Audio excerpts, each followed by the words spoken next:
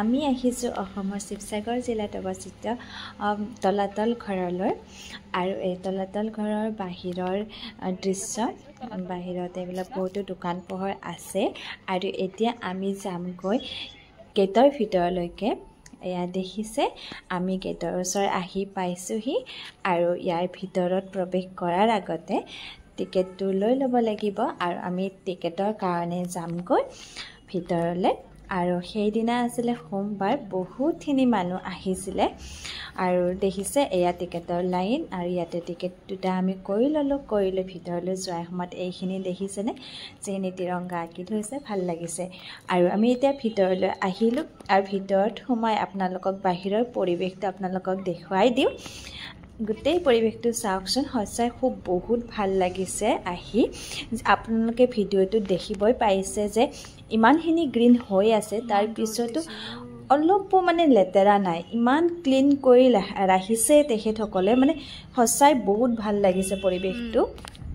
আৰু আপোনালোকে যিসকলে ভিডিঅ'টো চাই আছে আপোনালোকে ধৰিবই পাৰিছে। আৰু এতিয়া আমি যামগৈ ভিতৰলৈকে। ভিতৰতনো কি কি আছে আপোনালোকক দেখুৱাই থাকিম আৰু কেনেকুৱা হয় তাকো দেখুৱাম। আপোনালোকে ভিডিঅ'টো শেষলৈকে চাই থাকিব। এয়া আমি আহিছোঁ এতিয়া, ওপৰ পালোহি। ওপৰৰ পৰা আৰু তলৰ পৰিৱেশটো দেখাইছোঁ, ইমান ভাল লাগিছে ন দেখিবলৈ। যিয়ে নহওক ভিতৰলৈ যামগৈ, ইয়াতনো কি আছে ভিতৰত আমি চাম। আৰু এই তলাতল ঘৰটো স্বৰ্গদেউ, আহোম স্বৰ্গদেউ ৰাজেশ্বৰ সিংহই এইটো নিৰ্মাণ কৰি উলিয়াইছিলে 1765 চনতে। আৰু ইয়াৰ ভিতৰত আহিছোঁ আৰু সেইদিনা ইমান ৰ'দ আছিল আৰু গৰম বহুত আছিল, কিন্তু যিয়ে নহওক ভিতৰখন বহুত ঠাণ্ডা আছিলে। ভিতৰত থাকিলে নালাগে যে আমি মানে গৰমত আছোঁ, ভিতৰতো ইমান ঠাণ্ডা, মানে থাকি সঁচাই খুব বহুত ভাল লাগিছে। আৰু এইফালে গৈছোঁ সেইফালে গৈছোঁ, কিন্তু আপোনালোকে ভিডিঅ'ত চাই চাগে ভাবিছে এটা মানে জাগাতে, এটা ৰুমতে আবদ্ধ আছোঁ, কিন্তু তেনেকুৱা নহয়। সেইকাৰণে হয়তো তলাতল ঘৰ নাম দিছে তেখেতসকলে। যিফালেই যাওঁ সেইফালে মানে যিকেইটা ৰাস্তাকেইটা সৰু সৰু, কিন্তু মানে একেই হয় প্ৰায়। আৰু এইটো এটা মন্দিৰৰ নিচিনা দেখিব লাগিছে, হয়তো মন্দিৰ হ'ব পাৰে, মই চিয়ৰ নহয়। আৰু এইফালে হেনো আগতে ৰজাসকলৰ মিটিং এৰিয়া আছিলে। আৰু ইয়াৰ ভিতৰত যাই চাওঁ কিনো আছে। এয়া দেখিছে তেনেকুৱা বিশেষ একো নাই আৰু এনেকুৱা আৰু ঘৰকেইটা।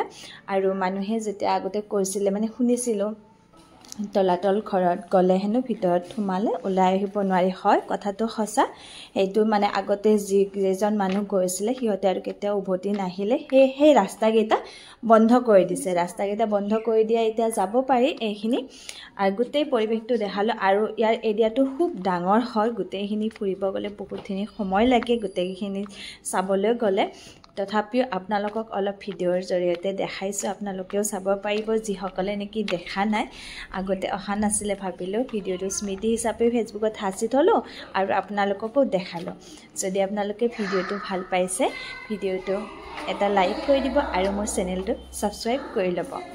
এয়া এইফালে আহিছোঁ, দেখিছে গোটেইকেইটা মানে ৰাস্তাকেইটা একেই হয় দেখিবলৈ প্ৰায়। চাওক,